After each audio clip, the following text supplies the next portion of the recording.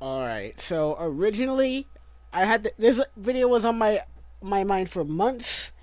It originally was going to be why the Niagara is my favorite locomotive, but the more I thought about it, the more I actually had to think about and say about both the Niagaras and 611 and the J class. Because I want y'all to notice one thing. Some things that the Niagaras and the... Oh my god.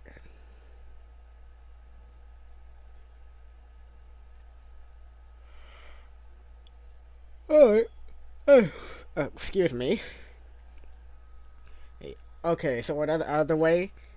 What I was going to say is that the Niagaras and the J class could be considered the best of the 484 wheel arrangement. And why do I say this? Because they have a number of similarities, yet they have an advantage that the other doesn't. I just want to point out some things. The fuel capacity for 611 and the J's, 35 tons or 77,000 pounds. Water capacity, 20,000 gallons, U.S. gallons. And this is the weight of 611, 872,600 pounds.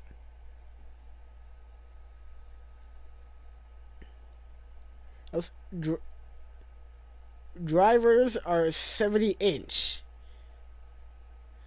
And the J's were 109 feet long and 16 feet high. Boiler pressure at 300 psi. The boiler at 102 inches.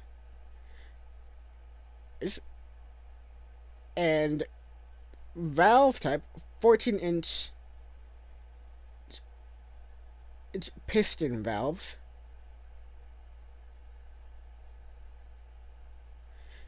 Maximum speed 80 to 110 miles per hour, 5,100 horsepower, and an 80,000 pound tractive effort.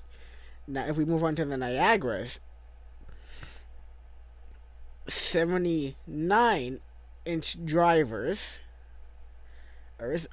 Length was 115. Height 15 feet. The total weight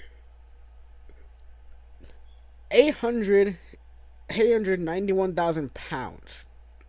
Wait a minute. Let me see this. I want to see something. Wait a minute.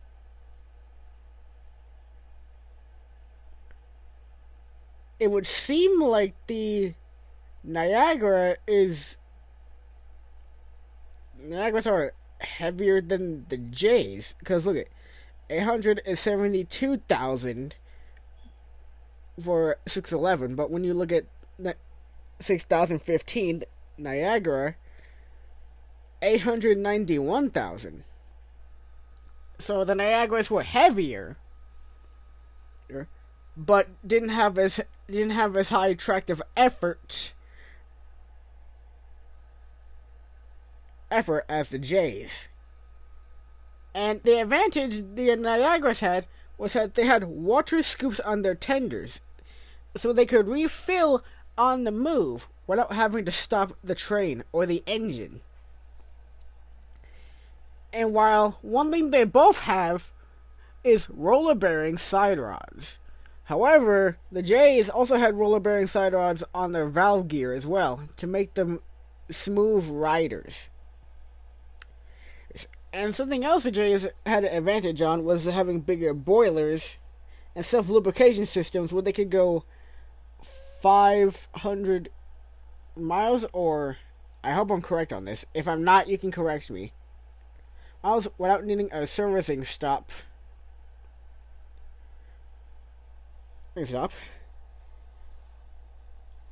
So you could consider the J class and the Niagaras to be the strongest and possibly the best of the 484 wheel arrangement.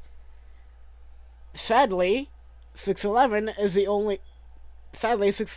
only one of her class left in preservation. The Niagaras didn't survive into preservation. Sadly, like the Hudsons. I don't know what his issue was with the Niagaras, but apparently steam engines would make his railroad look old. Which is, I say, very ridiculous, honestly. Again, this originally was going to be why the Niagara is my favorite locomotive, but I figured I would make it into a video about the J-Class and the Niagaras, basically breaking down some similarities they have and advantages one has over another. I'm sorry if I keep repeating myself. I just want to make sure I'm getting things right. If I'm not, then you can correct me in the comments. Well, that's the end of this video, so I will see you in the next one.